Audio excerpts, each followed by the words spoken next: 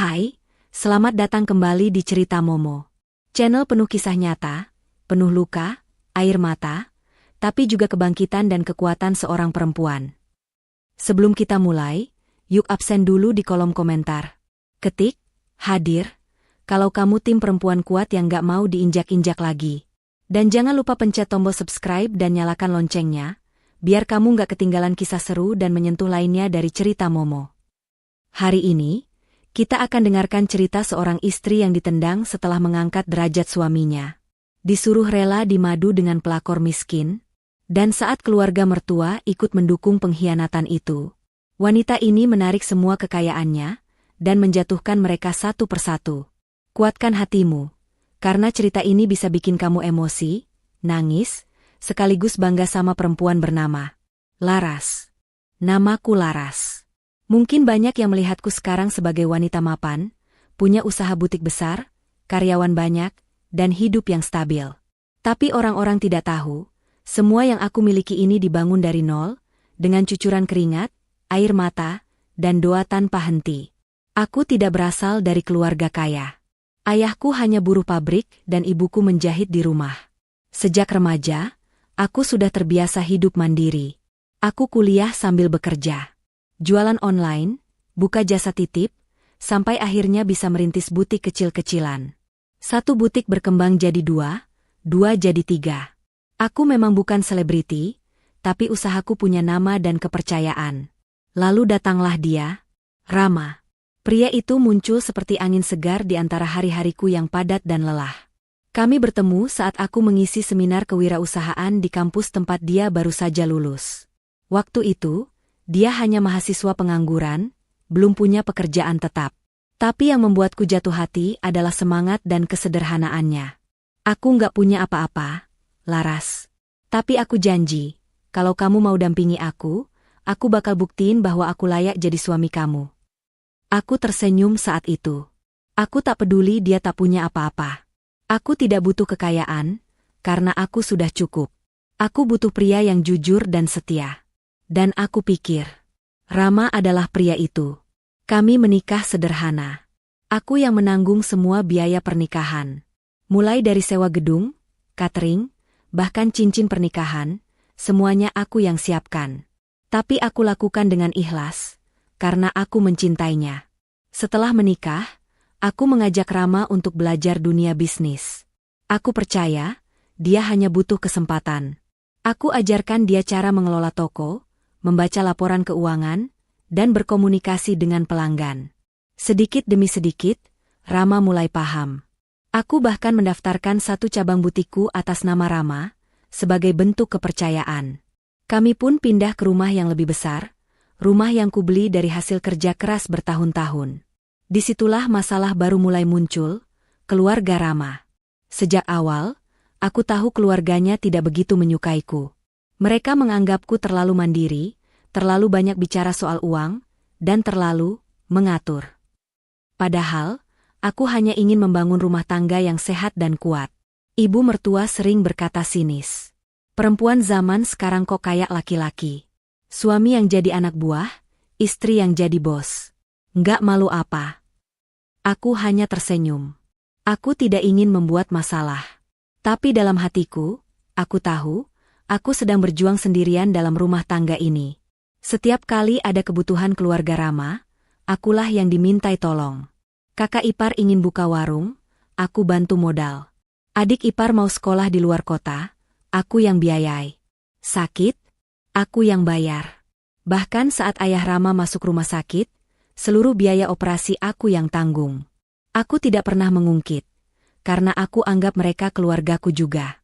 Tapi mereka tidak pernah benar-benar menerimaku. Lama-kelamaan, Rama mulai ikut terpengaruh. Ia jadi lebih sering berkumpul dengan keluarganya tanpa mengajakku. Ia mulai berkata kasar, menyalahkanku saat usahanya menurun, dan bahkan, mulai membandingkanku. Laras, kamu itu terlalu dominan. Aku laki-laki, tapi kamu yang lebih berkuasa di rumah ini. Apa kamu gak sadar kalau kamu bikin aku minder? Aku terdiam. Minder? Minder karena aku kerja keras.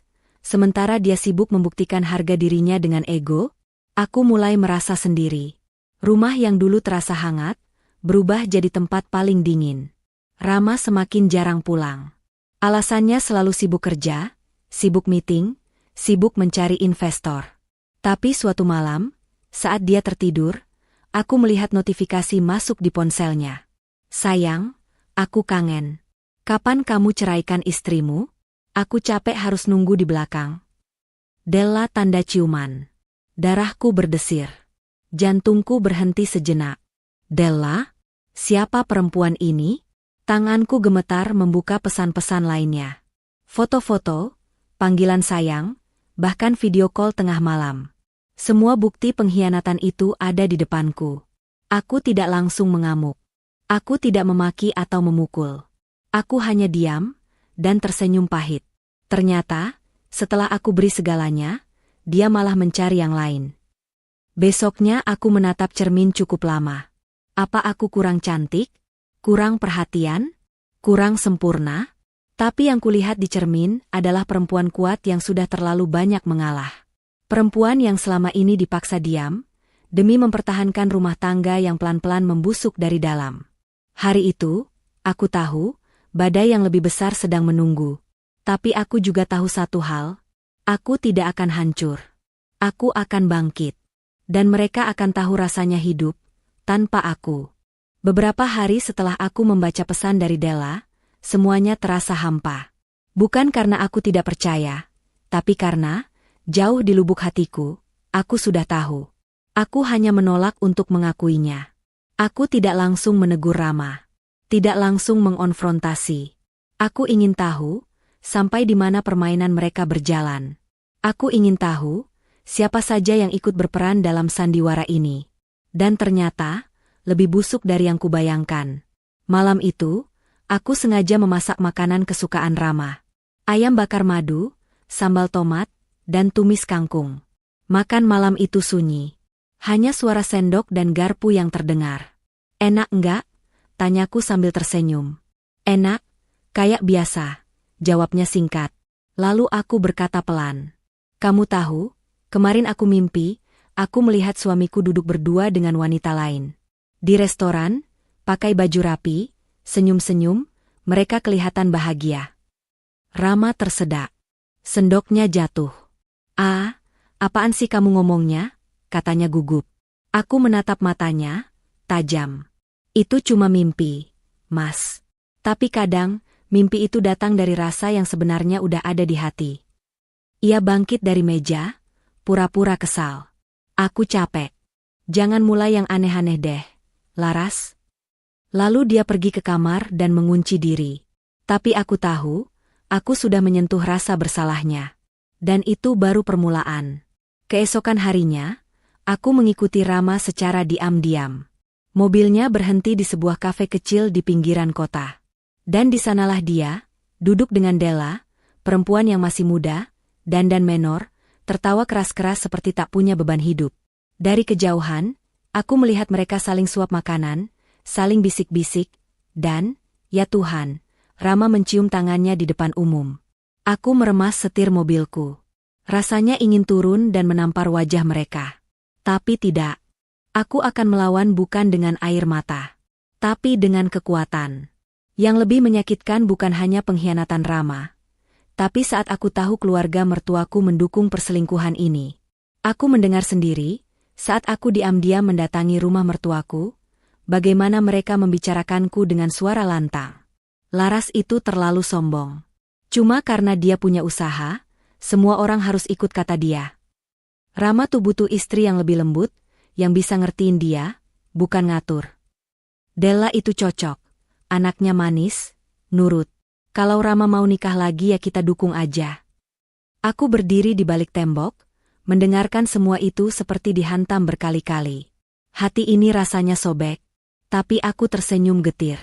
Baiklah, ternyata bukan cuma suamiku yang mengkhianati, tapi seluruh keluarganya pun menusuk dari belakang. Dan malamnya, Rama datang ke rumah dengan wajah serius. Aku mau bicara, katanya. Aku duduk di ruang tamu dengan tenang. Aku mau nikah lagi. Sama Della. Duniaku berhenti sejenak. Bukan karena aku nggak sayang kamu, Laras. Tapi aku merasa, kita beda visi. Kamu terlalu mandiri, aku butuh istri yang bisa ikut aku. Bukan mengarahkan aku terus. Aku menatapnya. Lama. Kamu mau poligami? Iya. Dan keluarga juga setuju. Aku udah bilang sama ibu, sama Kak Dimas. Mereka dukung kok. Mereka ngerti aku juga manusia biasa, butuh kebahagiaan. Hatiku seperti dihantam palu. Tapi aku tetap tenang. Aku berdiri. Baik. Kalau itu pilihan kamu, aku juga punya pilihanku sendiri. Malam itu aku tidak menangis. Tapi aku duduk di meja kerja, membuka semua dokumen usahaku. Semua rekening, aset, cabang bisnis, masih atas namaku. Cabang butik yang atas nama Rama, masih di bawah akta perusahaan induk milikku. Aku hanya meminjamkan, tidak pernah mengalihkan hak penuh. Rumah yang kami tinggali, atas namaku. Mobil, namaku. Uang di rekening, semua dari hasil kerjaku. Tangan ini mulai bergerak. Aku mengatur semua aset, menarik nama Rama dari akses, membekukan sementara rekening bersama, dan menghubungi pengacara. Malam itu, bukan tangisan, tapi awal perang. Dan satu hal yang tak mereka tahu. Aku menyimpan semua bukti perselingkuhan Rama dan Della. Chat, foto, rekaman suara, bahkan video. Semua lengkap. Dan aku siap, menyusun strategi balas dendam yang tidak pakai amarah, tapi pakai kekuatan hukum dan kekuasaan. Aku pikir setelah Rama menyampaikan keinginannya untuk menikah lagi, aku akan dibiarkan tenang. Tapi ternyata, mereka tidak puas hanya dengan menusuk dari belakang. Mereka ingin menyeretku ke tengah-tengah medan perang, dan mempermalukanku di hadapan semua orang. Pagi itu, aku menerima panggilan dari ibu mertuaku, Bu Rini. Datang ke rumah sekarang juga. Ada hal penting yang harus kita bicarakan. Laras? Suaranya keras, dingin, seperti tak lagi mengenalku sebagai menantu. Aku hanya mengangguk pelan. Baiklah. Kalau mereka ingin adu harga diri, aku tidak akan mundur. Tapi mereka harus tahu, aku bukan perempuan yang bisa diinjak-injak. Siang itu, aku datang dengan langkah tenang. Aku memakai blus putih sederhana, celana bahan, dan sepatu flat. Tidak berlebihan, tapi cukup menunjukkan wibawa. Aku masuk rumah mertua yang dulu aku bantu renovasi, yang bahkan genteng dan keramiknya aku yang bayar. Begitu aku masuk ruang tamu, suasana langsung tegang. Rama duduk di sudut ruangan. Di sampingnya ada Della, si pelakor yang tampak manja dengan dandanan berlebihan. Bu Rini duduk di kursi utama, bertangan silang. Di belakangnya, kakak iparku, Dimas dan istrinya, duduk sambil melipat tangan. Aku duduk. Tidak bicara. Hanya menatap mereka satu persatu. Bu Rini membuka suara. Kami semua sudah sepakat. Mulai minggu depan, Rama akan menikah dengan Della. Dan kami minta kamu legowo. Aku mengangkat alis. Legowo? Ya. Jangan menyulitkan. Jangan tarik-tarik harta. Jangan drama. Kamu cukup keluar dari rumah, biar Rama dan Della tinggal di sana. Aku tertawa kecil. Tawaku bukan karena lucu, tapi karena geli. Mereka pikir rumah itu milik Rama? Apa ibu yakin saya harus keluar dari rumah yang saya beli dari hasil kerja saya sendiri? Bu Rini memutar bola mata. Ya Allah, Laras. Dari dulu kamu tuh suka banget pamer. Emang kamu kira karena kamu kerja, kamu bisa lebih tinggi dari suami kamu? Suami itu kepala keluarga, kamu itu cuma istri. Della ikut menyahut sambil merangkul lengan Rama. Bu, nggak usah dibahas panjang lebar. Pokoknya Laras keluar aja. Biar Mas Rama bahagia sama aku. Kasihan Mas, ditindas terus sama istri yang sok kaya. Mataku beralih pada Rama. Ia diam. Tidak membelaku. Tidak menengahi. Tidak juga meminta mereka untuk menghentikan hinaan itu. Ia hanya menunduk. Seperti laki-laki pengecut yang tak berani berdiri untuk istri yang pernah menyelamatkan hidupnya. Aku menarik napas panjang. Saya tidak keberatan bercerai. Tapi saya ingatkan satu hal. Semua usaha, rumah, kendaraan, sampai gaji bulanan kamu, semuanya berasal dari perusahaan yang saya bangun. Semua masih atas nama saya. Jadi, sebelum kalian menyuruh saya keluar, sebaiknya kalian pikir dulu, mau tinggal di mana setelah semua kekayaan saya tarik kembali. Semua terdiam. Aku berdiri pelan. Dan ibu, sejak awal saya masuk ke keluarga ini, saya sabar. Saya diam saat dihina, dicibir, bahkan dianggap tidak pantas. Tapi sekarang, saya tidak akan diam lagi. Aku melangkah keluar, meninggalkan mereka terpaku. Saat itulah, aku tahu, mereka mulai takut. Sepulangnya dari rumah mertua, aku langsung ke kantor pusat perusahaanku. Aku memanggil notaris dan pengacara yang selama ini menangani urusan legal bisnisku.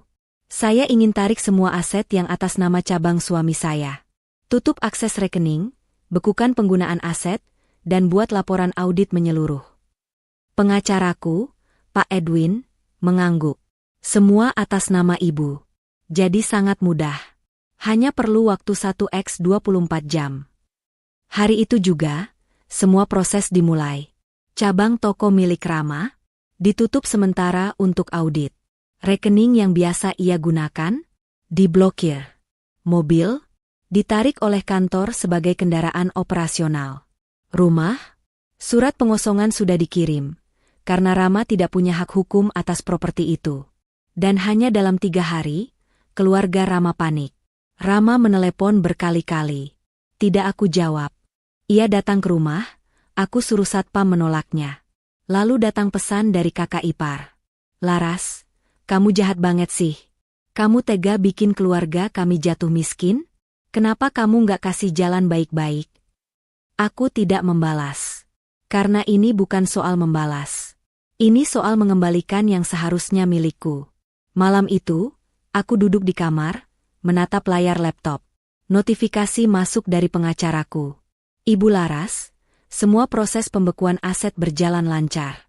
Cabang toko atas nama suami ibu sudah resmi ditutup sampai batas waktu yang ibu tentukan. Aku menghela napas panjang. Selesai sudah. Aku sudah menarik semua milikku. Dan mereka bisa merasakan bagaimana rasanya kehilangan. Aku memandang ke langit-langit kamar.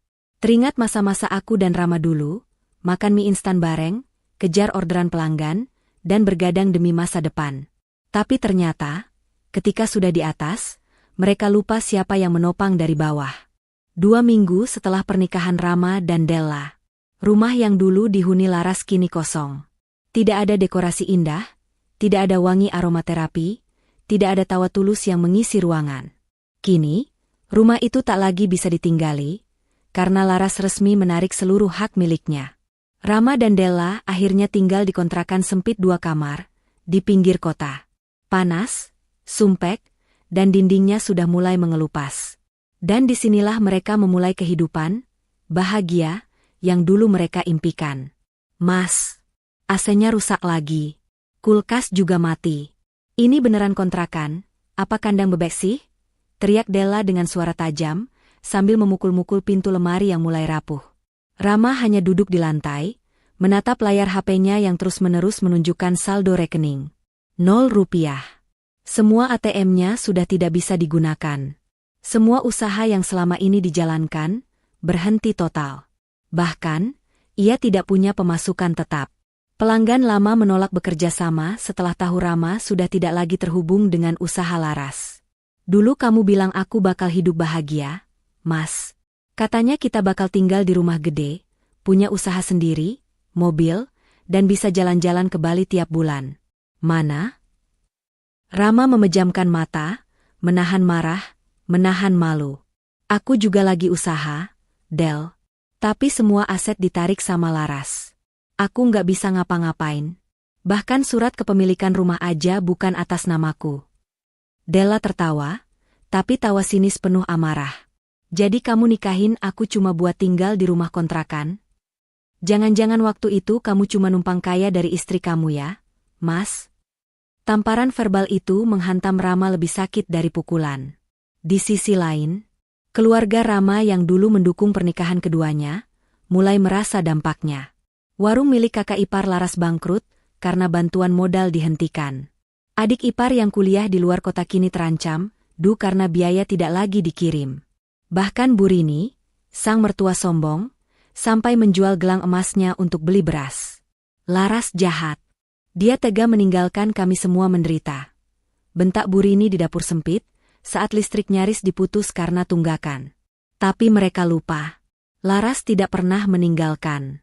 Mereka sendiri yang membuang, menendang, dan menghina perempuan yang sudah menyelamatkan hidup mereka selama bertahun-tahun. Suatu malam, suara keras terdengar dari rumah kontrakan. Brak! Piring pecah. Tangis Della menggema di kamar. Aku nggak kuat hidup begini. Aku disindir tetangga. Dimaki netizen karena foto nikahan kita viral dan semua orang tahu kamu rebut istri orang. Kita harus hubungi Laras. Biar dia bantu kita lagi, kita minta maaf, kita bilang kita menyesal. Tapi Rama tahu, semuanya sudah terlambat. Laras bahkan sudah mengganti nomor telepon. Rumahnya dijaga ketat. Tidak ada jalan kembali. Della menangis sejadi-jadinya. Rambutnya kusut, wajahnya lusuh. Uang tidak ada. Order endorse pun sepi karena semua orang membencinya. Ia tak lagi bisa hidup dengan makeup tebal dan tas mahal. Kini ia hanya punya satu tas imitasi dan bedak yang sudah pecah.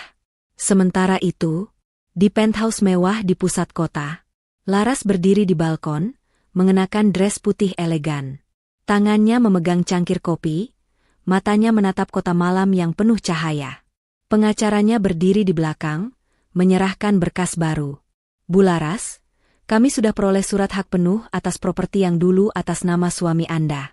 Dan per minggu ini, permintaan audit bisnis sudah selesai. Rama tidak memiliki satupun hak lagi di perusahaan Anda. Laras mengangguk. Bibirnya tersenyum tenang. Terima kasih, Pak Edwin. Sekarang saya bisa fokus menjalankan hidup baru saya, tanpa masa lalu yang membebani. Kalau mereka pikir saya lemah karena saya diam, sekarang mereka tahu, diam saya menyimpan badai. Sudah sebulan sejak pernikahan mereka. Dan selama itu pula, Della hidup dalam neraka yang dia buat sendiri. Tak ada tas mewah, tak ada salon mingguan, tak ada AC, bahkan tak ada uang untuk beli skincare. Hanya air galon isi ulang, sayur sisa pasar sore, dan suara Rama yang makin hari makin kasar. Dulu kamu janji bakal bahagiain aku. Sekarang kamu suruh aku cuci baju pakai tangan dan makan nasi kering? Bentak Della sambil mengibas rambutnya yang kini mulai kusut tak terurus. Jangan ngelunjak. Del, gue juga udah stres mikirin duit. Emang enak hidup kayak dulu waktu ditopang Laras? Dan itulah kalimat yang membuat Della diam sejenak. Laras. Perempuan yang dulu ia hina, ia rebut suaminya, yang katanya, cuma istri sokaya. Kini berubah jadi satu-satunya nama yang bisa menyelamatkan hidupnya. Malam itu, Della memberanikan diri menghubungi teman lama Laras, Maya, mantan pegawai butik Laras yang dulu dipecat karena membocorkan data klien. Della tahu Maya dendam pada Laras, dan berharap bisa bantu. Maya, tolong bantu aku. Aku mau ketemu Laras. Aku mau minta maaf. Aku mohon. Aku udah nggak kuat hidup kayak gini. Maya awalnya tertawa sinis. Dulu kamu bilang Laras itu sok kaya. Sekarang kamu ngejar-ngejar dia? Lucu banget kamu. Please, aku benar-benar minta tolong. Aku nggak bisa tidur. Aku menyesal. Aku minta maaf. Akhirnya Maya menghubungi asisten pribadi Laras. Beberapa hari kemudian, Della mendapat pesan. Ibu Laras akan memberi Anda waktu 15 menit. Lokasi akan dikirim H1. Datang sendiri. Hari yang ditunggu tiba. Della datang ke kafe mewah di pusat kota, mengenakan blus yang dulu ia banggakan, sekarang mulai memudar warnanya. Ia gugup, matanya sembab, dan riasan wajahnya gagal menutupi rasa lelah dan tertekan. Dan di sanalah Laras, duduk anggun, mengenakan blazer krem dan heels sederhana. Tak banyak perhiasan, tapi auranya kuat. Wajahnya bersih, tenang, dan dingin. Della duduk perlahan. Ia menunduk, gemetar. Laras, aku minta maaf. Aku nyesel. Sungguh. Aku nggak tahu semuanya bakal seperti ini. Laras hanya menatapnya. Tak ada senyum. Tak ada kata. Hanya mata yang berbicara, sudah terlambat. Aku pikir, Rama itu mandiri. Aku pikir dia pria mapan. Aku nggak tahu ternyata, semua itu dari kamu. Kami nggak punya uang, Laras. Kami bahkan makan cuma sekali sehari. Aku cuma mau minta kamu maafin Rama. Biar kamu bantu lagi. Della menangis. Air matanya jatuh. Tangisnya pecah. Beberapa pengunjung kafe mulai melirik. Tapi Laras tetap tenang, mengambil cangkir kopinya, dan meneguk perlahan. Lalu ia meletakkannya kembali di atas meja, dan berkata, "Kalau kamu datang ke sini untuk meminta bantuan, kamu salah alamat. Karena aku bukan lagi bagian dari drama kalian." Della terdiam. Tapi Laras melanjutkan. "Dulu, kamu datang padaku bukan minta maaf. Tapi minta bagi suamiku. Kamu ambil semuanya. Tapi kamu lupa, semua yang kamu ambil, asalnya dariku. Kamu dan Rama berdua menghancurkan rumahku, harga diriku, bahkan martabatku. Dan sekarang kamu datang, berharap aku membangunkan rumah buat kalian tinggal lagi." Laras berdiri. Dengan anggun, ia meraih tasnya, lalu menatap Della yang kini tertunduk lemas. "Minta tolong pada suamimu, bukan padaku. Aku bukan malaikat. Dan kamu bukan korban. Kamu hanya sedang menuai apa yang kamu tanam."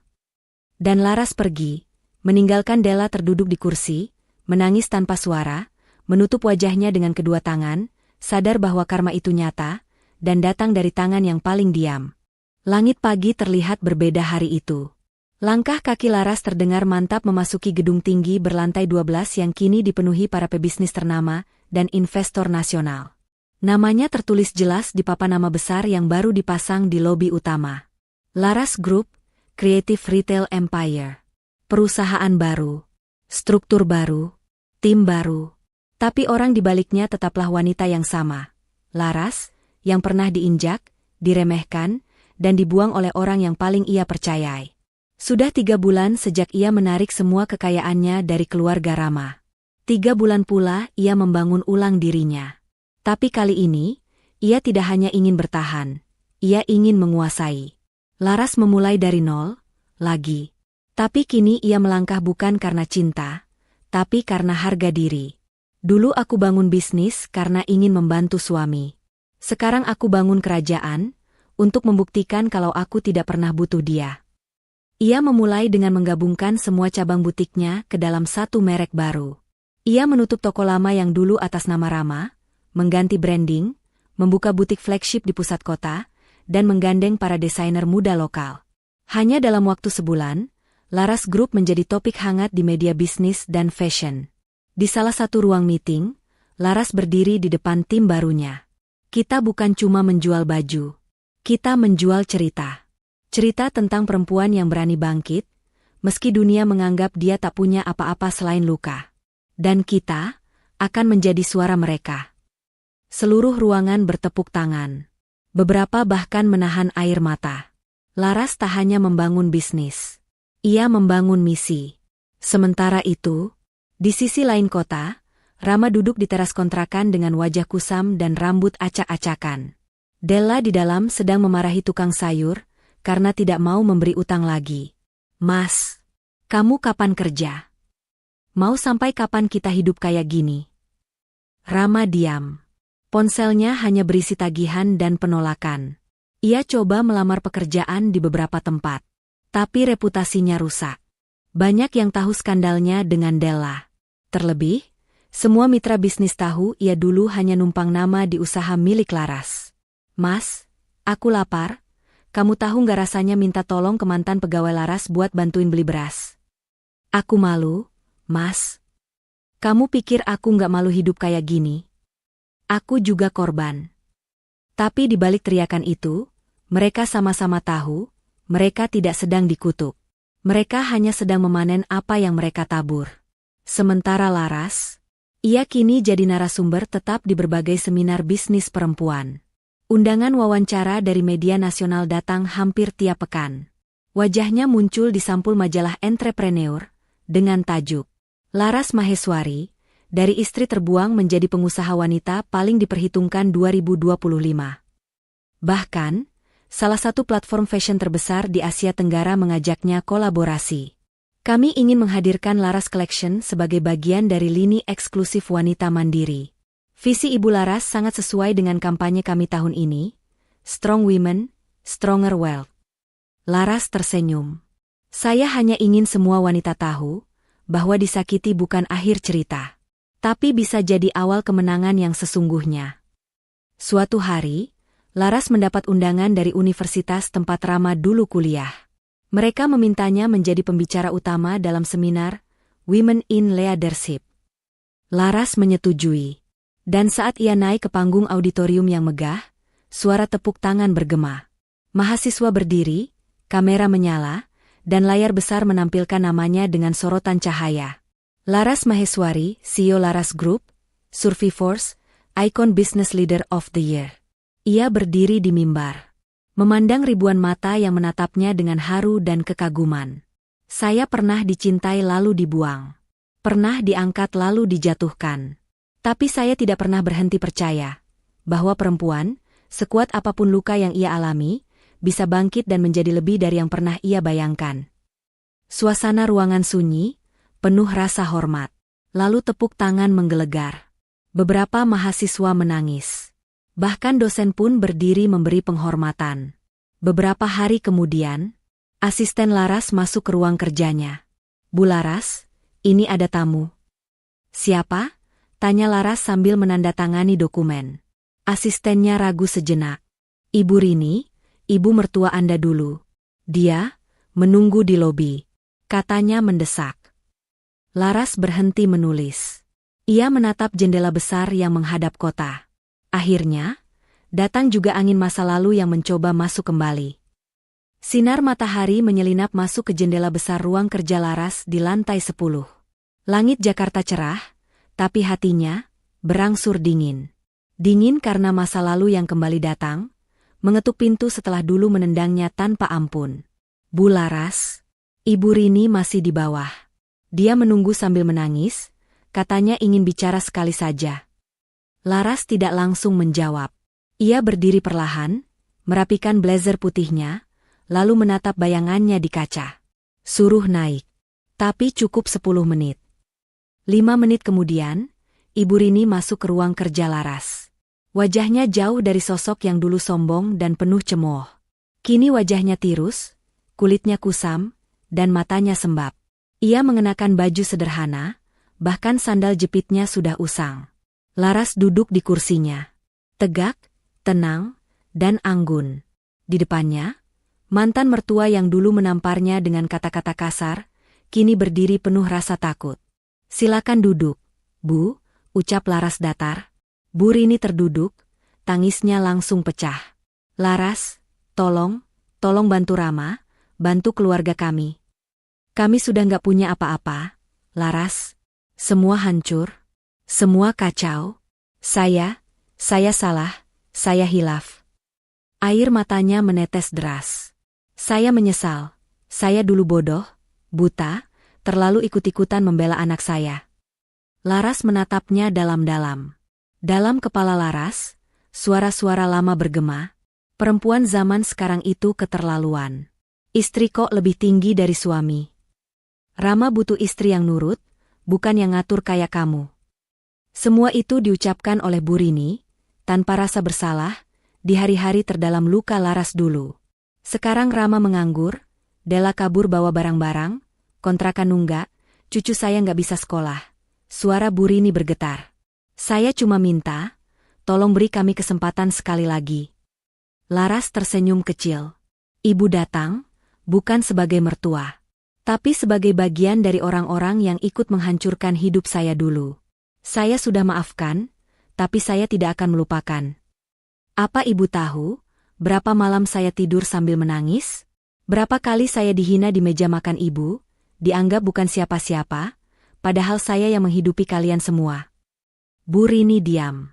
Menangis. Tidak berani menatap mata Laras. Laras berdiri perlahan, lalu berkata, "Dulu ibu menyuruh saya keluar dari rumah saya sendiri. Hari ini, ibu yang datang, mengetuk pintu ruang saya. Dulu ibu dukung suami saya menikah lagi. Hari ini, ibu minta saya bantu anak ibu bertahan hidup. Itu bukan karma, Bu. Itu keadilan." Bu Rini tersungkur, menangis sambil memegangi kaki Laras. "Laras, demi Allah, demi masa lalu kita, tolong kami." Laras menarik kakinya pelan, tanpa kekerasan, hanya dengan ketegasan. "Saya sudah belajar bahwa tidak semua orang yang menangis layak diberi bantuan. Dan saya juga belajar bahwa membiarkan orang bertanggung jawab atas perbuatannya adalah bentuk keadilan, bukan dendam. Kebaikan tidak akan saya berikan pada orang yang pernah merendahkan harga diri saya seperti sampah." Bu Rini berdiri. Lututnya gemetar. "Laras, jadi kamu gak mau bantu Rama sama sekali?" Laras menatapnya tajam, untuk terakhir kalinya. "Dulu saya bantu Rama bukan karena dia suami saya. Tapi karena saya cinta. Sekarang dia bukan siapa-siapa. Dan saya sudah selesai mencintai orang yang menghancurkan saya." Ibu Rini pun pergi. Dengan langkah tertatih. Ia berjalan keluar dari gedung Laras, disambut pandangan kagum dari para staf yang tadi mendengar suaranya menangis di lobi. Laras berdiri di balkon. Matanya menatap langit Jakarta yang biru. Hari itu terasa sangat tenang. Ia tidak menampar, tidak membentak, tidak membalas dengan kekerasan. Tapi dengan keanggunan yang membunuh lebih dalam daripada semua kata-kata. Sore itu, Laras menulis di buku catatan pribadinya. "Kemenangan bukan saat kamu membuat musuhmu menderita. Tapi saat kamu berdiri, lebih tinggi, tanpa harus merendahkan dirimu lagi." Sudah 5 bulan sejak Laras menarik semua kekayaannya dari keluarga Rama. Selama itu pula, hidup Rama benar-benar hancur. Suatu pagi, Rama duduk di pinggir jalan sambil menatap kosong koran bekas. Bajunya lusuh, wajahnya kusam, dan rambutnya tak lagi disisir. Ia sudah tak punya pekerjaan. Ia mencoba berdagang kecil-kecilan, tapi tak satu pun berjalan. Semua orang tahu siapa dia. Bahkan beberapa orang memotret diam-diam, menyebarkan ke media sosial dengan caption menyindir. "Dulu buang istri kaya, sekarang jual bensin eceran. Sadi ending." Della sudah lama pergi. Ia kabur dengan pria lain yang katanya lebih menjanjikan, membawa sisa uang dan satu-satunya motor yang Rama punya. Kontrakan mereka sudah digembok. Rama tidur di musala kecil, kadang di warung kopi, mengandalkan belas kasihan warga sekitar. "Dulu aku pikir aku pria hebat. Sekarang aku tahu, aku hanya numpang hidup pada istri yang luar biasa." Sementara itu, di sisi lain dunia, Laras baru saja selesai menjadi pembicara di Forum Bisnis Wanita Asia Tenggara yang digelar di Singapura. Ia tampil elegan dengan setelan abu muda, berbicara tenang namun penuh keyakinan. Bisnis bukan hanya tentang untung, tapi tentang nilai. Nilai hidup, nilai perempuan, dan nilai harga diri. Usai acara, seorang pria menghampirinya. Tegap, berwibawa, mengenakan jas hitam dan senyum ramah. "Ibu Laras Maheswari, saya Reza, CEO dari RZ Tech Asia." Laras mengangguk sopan. "Senang bertemu, Pak Reza. Saya mengikuti perjalanan ibu. Saya tahu cerita ibu dari wawancara media, dan saya kagum. Jarang sekali saya melihat seseorang bangkit sedalam dan seanggun itu." Laras tersenyum, tetap tenang. "Saya tidak bangkit untuk dikagumi. Saya bangkit karena saya tidak punya pilihan lain selain berdiri." Mereka pun duduk di lounge, berbincang cukup lama. Dan dari pembicaraan itulah, Reza mulai tertarik, bukan hanya pada visi bisnis Laras, tapi pada pribadi Laras yang luar biasa tenang, cerdas, dan penuh luka yang dijahit sendiri. Beberapa minggu kemudian, Reza mengundang Laras makan malam. Di restoran rooftop sederhana namun privat, bukan tempat yang mewah, tapi hangat. "Saya tahu, mungkin ini terdengar cepat. Tapi, saya tidak sedang jatuh cinta karena kisah ibu. Saya kagum karena cara ibu menyikapi luka. Dan saya ingin jadi orang yang bisa menemani ibu, bukan untuk menyembuhkan, tapi untuk berjalan bersama." Laras diam sejenak, lalu menatap mata Reza. "Saya bukan perempuan yang utuh. Saya pernah dihancurkan, dikhianati, dicemooh. Saya bahkan pernah berpikir, saya tidak pantas dicintai lagi." Reza menggenggam tangannya perlahan. "Justru karena ibu pernah dihancurkan, ibu kini punya kekuatan yang tidak semua orang punya. Dan saya, melihat ibu bukan sebagai korban, tapi sebagai kemenangan. Laras tersenyum. Untuk pertama kalinya setelah sekian lama, tersenyum tanpa beban. Suatu sore, Laras duduk di balkon rumah barunya, mengenakan sweater abu dan celana santai, membaca buku. Ponselnya berdering. Nomor tak dikenal. Setelah ragu sejenak, ia angkat. "Laras, ini aku, Rama." Suara yang dulu membuatnya rindu, kini tak memberi efek apapun selain geli. "Aku minta maaf. Aku hancur. Aku cuma mau bilang, kamu benar. Aku nggak pernah layak. Aku cuma pengen tahu, kamu bahagia sekarang." Laras terdiam sebentar, lalu menjawab, "Aku bahagia, Rama.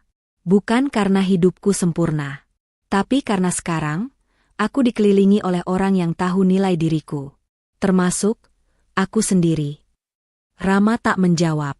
Ia hanya menghela napas panjang, lalu menutup telepon. Dan Laras? Ia kembali pada bukunya. Menyilangkan kaki, dan tersenyum. Senyum kemenangan.